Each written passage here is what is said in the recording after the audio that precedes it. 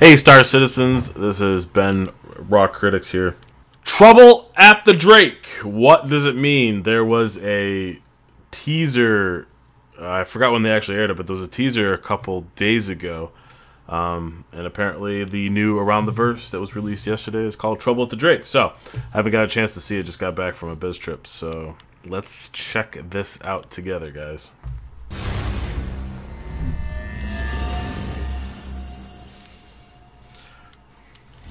I like the little as little leaves. I'm Chris Roberts. And I'm Eric Kyron Davis. Chris, it's great to have you back on the Verse. Kyron Davis. Eric Kyron. Frankfurt offices. Very productive. As I mentioned in last week's newsletter, we held an overall project review in Frankfurt. I was joined there by CIG team members from across the globe, from all our 4 studios actually. We reviewed and planned sprints, as well as worked to improve the overall cockpit experience. I wonder if their sprints are 1 week sprints, 2 week sprints, or like 1 month sprints. Not quite yet, but it'll be cool. That sounds I wonder great. what a sprint looks like in game development. One of the best parts of Star Citizen is flying around the universe. Kind of curious. Which brings us to today's episode. We'll be sharing some of the technical considerations that have gone into the upcoming planetary outposts that will populate future PU environments. Yes, but first, let's check in with the Austin. All right, more planetary stuff. I could dig it. Take a quick second to thank Clifford, aka Miku, Simperium, and Doc Tari for their generous and delicious gifts to the Austin studio. We always appreciate the Alex, sweet as shit. These tasty treats help keep us fueled and encouraged. So thanks, guys. Now let's take a look at what our full-belly team here in Austin has been up to this past month. Good job, man. This last month, the Austin design team Devs probably appreciated that. 262 out the door, among other things. We're also updating additional shop-related elements as we continue to. For those of you that have received subscriber flair, do you guys generally, is it cool stuff? Like I haven't really looked into that. Also, landing zone AI like what you and get much are undergoing additional development. For this month, we have a peek is it at kind the of cool? latest subscriber flair and details on how we're expanding the shopping tech to utilize some new tools. Is it stuff I could put on display behind me?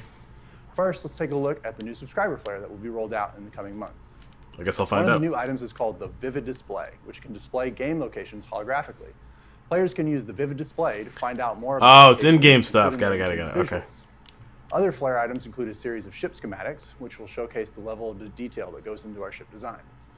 These lightboard displays can be hung from any poster-style port in your hangar. We hope you'll enjoy these upcoming additions to subscriber flare. What seems like a minor change actually unlocks a multitude of options for the design team to create realistic shops. I'm not picking up on it. You'll be able to see the fruits of this labor really soon in our upcoming releases. The PU animation team just. So what's the change? They'll just be able to show instead of whole sets. They could show shoot to help us fill in all the gaps. Basically combinations of done previously at Imaginarium Studios. Clothing and items together on the mannequin for both male and female characters. Okay. You know what's funny? That actually feels like in-game, like the camera movements and are universal enough with the head cam all over the game with many different usables in our environments. If you're not familiar with the term usable, as a reminder, a usable is an object that a player or NPC can interact with, like a chair, wall, table, or other set piece. Usables also include props, like cups and plates and bottles, and anything else that can physically be picked up by a person. Then getting up and navigating to. I'm so excited for the item 2.0. Like it's gonna be with all the usable props on it. Items within items within items. Fully functional, we'll be able to that was a good example, actually. You can throughout the game. The ship animation like pop the major animation tasks for the a unique item onto another item. The tray. Pull the tray away. Properly. For the co-pilot, we're utilizing a brand new cockpit template that we're calling the Stick template. Massive performance changes, good or bad, and crashes. Lots and lots of crashes. The new Drake Buccaneer came online sooner than expected, so the ship team performed frequent testing to ensure the ship is operating as expected when it makes its way into backers' hands. In our development stream testing, Squadron 42 testing continues, as well as a range of tests with the ground vehicles on planetary surfaces in a multiplayer environment.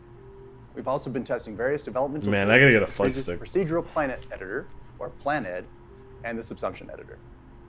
Finally, we expanded the QA team in Austin by another 4 testers, bringing the Austin QA team to a total of 24 members. We're excited about this expansion, excited to have new people on board.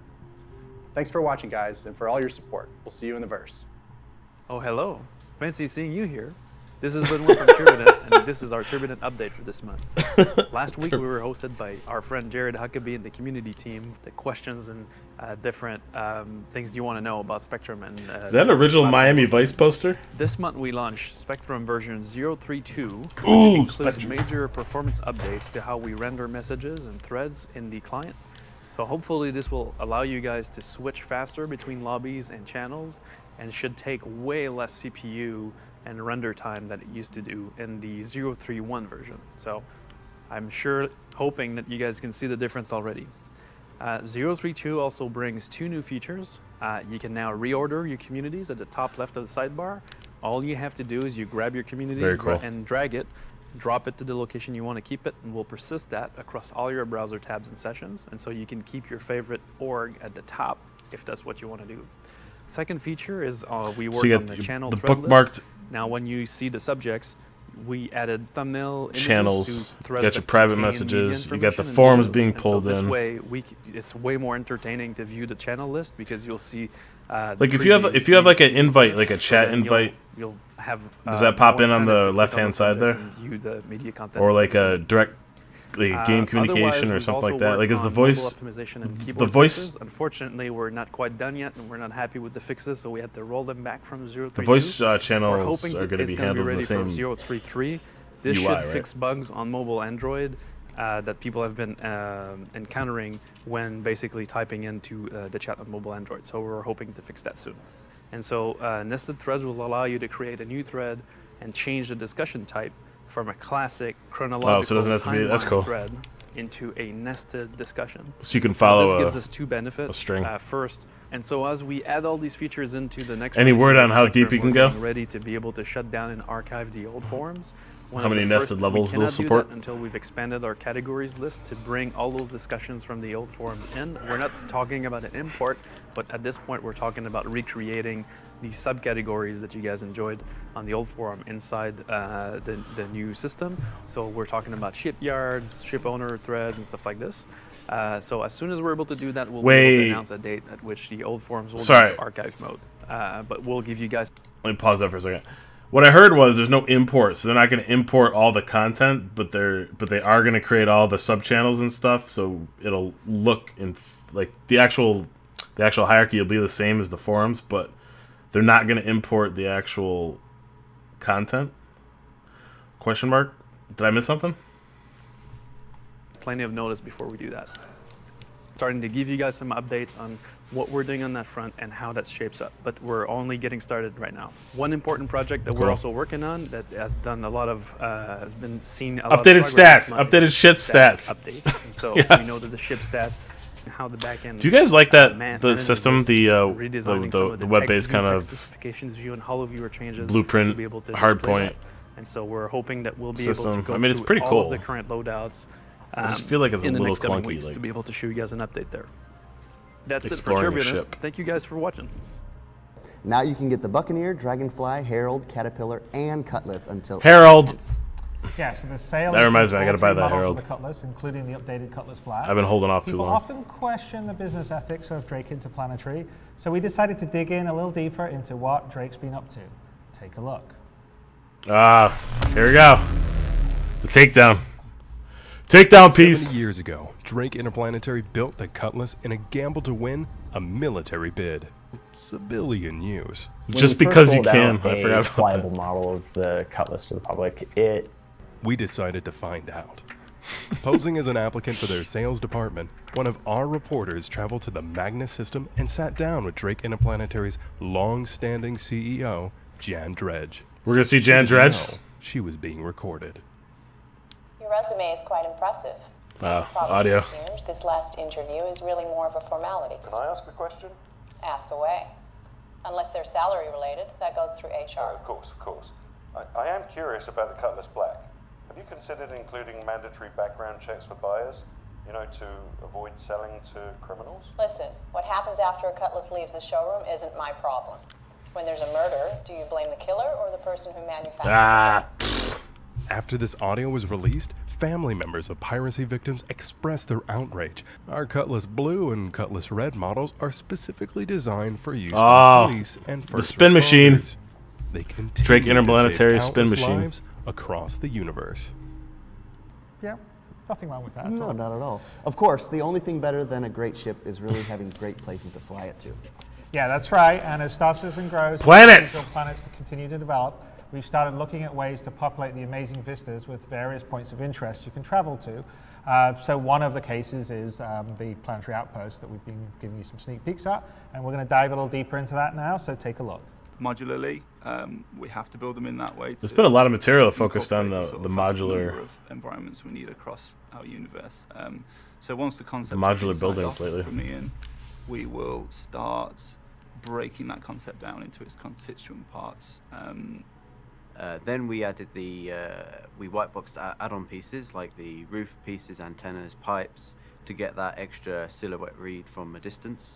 Those are solar panels on the outside? The biggest on the ground challenge level? is probably making sure that it's all modular and fits together, because to very detailed greeble sheets, trim sheets, and graphical decals, and illumination sheets for lighting. We need to make sure the materials. I like the specular highlighting on the letters, the letter conform decals. to the correct PBR workflow. Legs and feet, which ultimately allowed us to place them in much more varied places on the surface of a planet. Then we obviously had to get the player from the surface of the planet up to. I was just thinking that. What about getting in? We thought a ramp would kind of look really cool visually, so we started implementing those. But after talking with design, we realized our ramp metrics from them was 15 degrees, which is actually very shallow for a ramp, and we ended up with outposts that kind of looked like a Miami Beach house or something, because even if the outpost was only 3 meters off the ground, we had to have an 11 meter. I was going to say 15 degrees is going to take forever. And they kind of look ridiculous. You say 11 feet. So we went back to the drawing board. We thought, switchback ramps maybe, or some kind of complicated elevator system. Those are pointless. With ladders. Those don't make sense.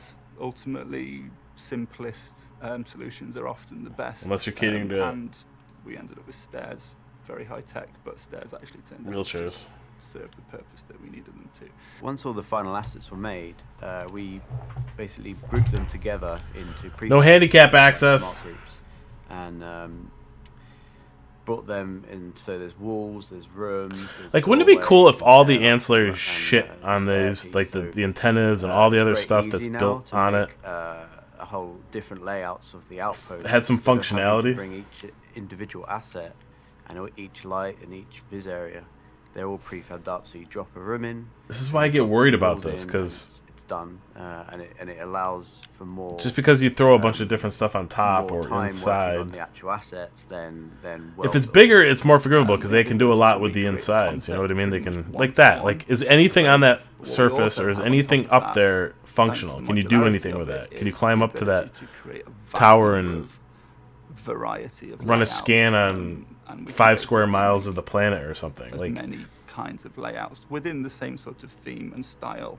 That's what I worry about. Like, it'd be cool if it was modular and those functionality, but if it's just like, ultimately the player's not going to give a shit, right? Like, because they're going to go inside, they're going to see the same thing over and over again, and there might be 3 or 4 things to do inside of there. Add more variety. Like, we can't have just white outposts every but time. that's my speculation. Like, I'm hoping not. Like, I'm hoping change layouts. It's going to change materials. It's going to change what add-ons get added to it. That all comes later. What we have here is a proof of concept and a final asset in its simplest form. But with okay, but hold on, break it up. So, like, even think of like No Man's Sky. For those of you who played No Man's Sky, right? Like, you go on the surface of a planet and, like, let's just say I want to explore this planet, right? And I want to kind of dig in. So I'm going from this, what they call them, truck stop to truck stop.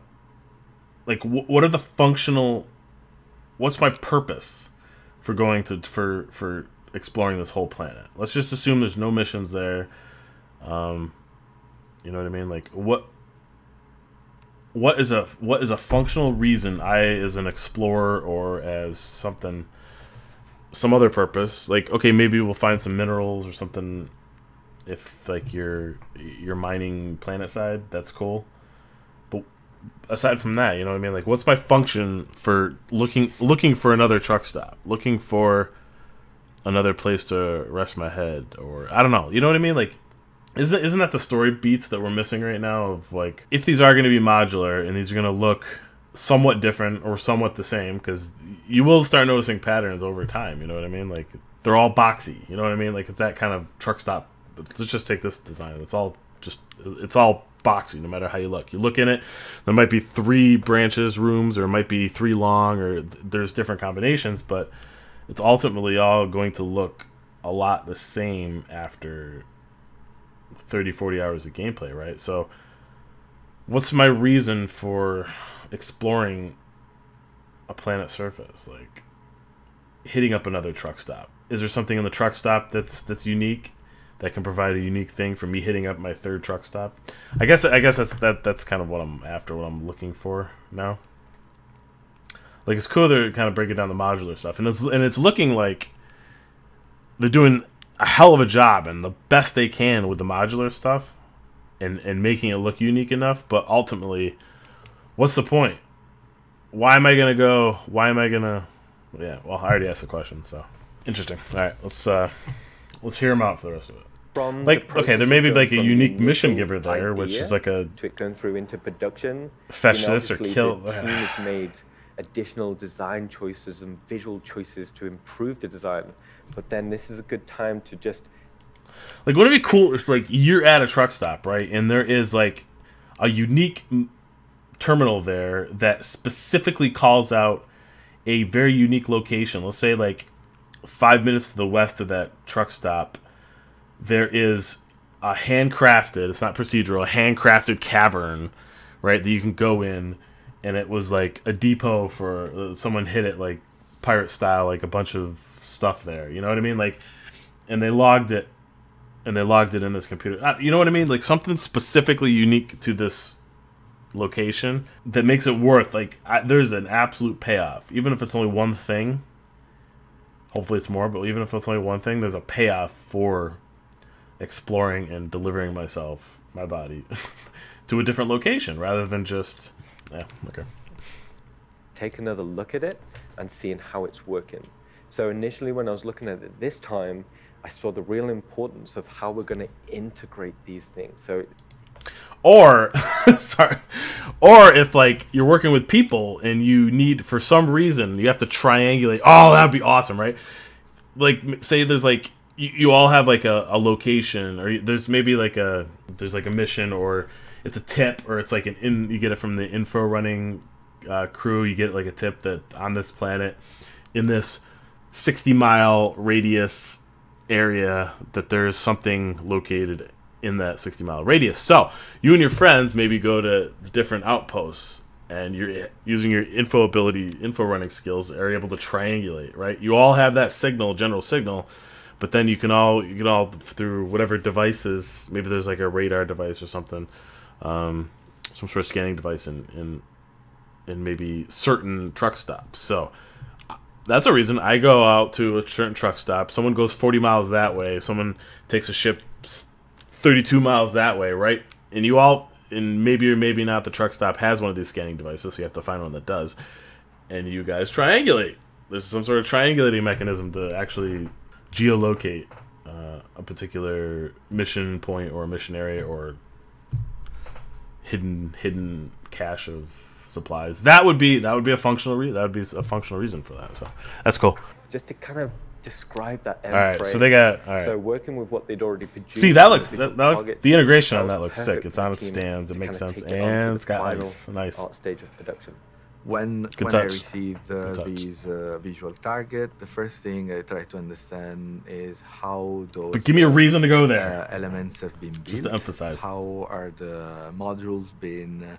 We define. I mean, there's a lot of pieces there. And layout. So I think my concern is moving less away from of this layout is making it look interesting enough. Is based on a clear aspect, a visual aspect, and on a clear design, on a clear cap of size, and when we have all these rules, we start because those aren't out and iterate. Those aren't objects on in the process environment. of, Those are the actual giving a feedback to artists. Modular building. Those are the modular parts. Variations, so there's enough there. Having a new rule set to stitch the things together in a different way, so that when we it's almost like miners from Star Wars Galaxies. The player can play and can see a lot of different locations, That'd be cool. Different sizes, a lot of different vistas. I have a mining field set up on this remote moon. Aspect of the procedural, we have the surface itself that could be very even or this looks uneven. awesome. It's like in a valley between two mountain ranges. It's really cool. Is correctly placed. Outpost finding a correct spot on the planet. And it's cool. I mean, it looks good. It looks good. A way to modify. It's how it's going to look in the real world when we finally start doing this, right? So we get some visual add-ons, which are just very nice elements that will give. Like, why is he walking? Why is he going all the way to that other one? Why is that player going there? There's got to be a reason. Well, that's it for this week's ATV. But before we go, I want to thank all of our backers. You are the reason Star Citizen. Thanks, guys. All right, so there was a lot of good stuff in that ATV. I already talked to you guys this year. I already paused it a couple times. So my big takeaways out of that was I have less of a concern about the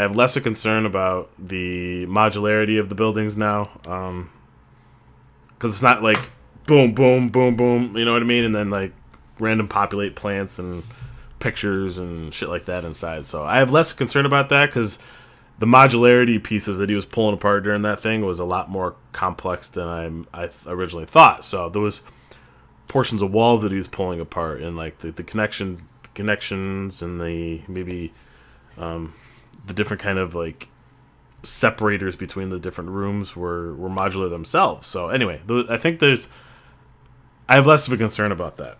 And they're going to decorate inside however they're going to decorate, however it makes sense. Obviously, there's going to be some procedural nature to that as well. So I guess my concern now is move to exactly what I've just beaten the yelling about for the last half hour. Just like, what's going to get me to... What can you do differently? Like, what's the different, unique functionality in these? You know what I mean? Aside, it can't just be, oh, I go to this and I get a free 1 mile radius of scanning. You know what I mean? It has to there has to be some unique ways to do this, or reasons for exploring, for going from one to one. You know, or from truck stop to truck stop. Anyway, let me know what you guys think about that. If you guys are concerned about it, or if you have questions about the modularity, if you guys had concerns like I did, or if you guys have any insight into what's the benefit of me going to 25 different installations or truck stops on the same planet surface. I guess that's what I'm after. Spectrum, yeah, that's where is that? Like I was just playing. That is not. It must be on. Is that on the test servers? Like I didn't actually see. They said it was released, but or at least a form of it. So I don't know. Maybe I gotta go back and check that out. Yeah, the voice is all going to be added into there. So I could create a whole group and voice chat with them before you even go into the game, right? Like that's going to be part of the launcher in the end. That's how Spectrum is going to be played out. God, I hope so. Give me an app too, so I can just kind of do all my communications, my organization communications, outside of the game before I even get to the game. So I could just, when I get home, I could just jump in the game and boom, go with it. The Drake stuff, it was cool. I don't think we got a lot of new information there. It was just a kind of a little storyline bit, but I like that they're doing stuff like that. So anyway, all right, guys, what you guys think? What you guys think of the episode? Please let me know. Subscribe, like, and I will see you. I'll see you in the comments.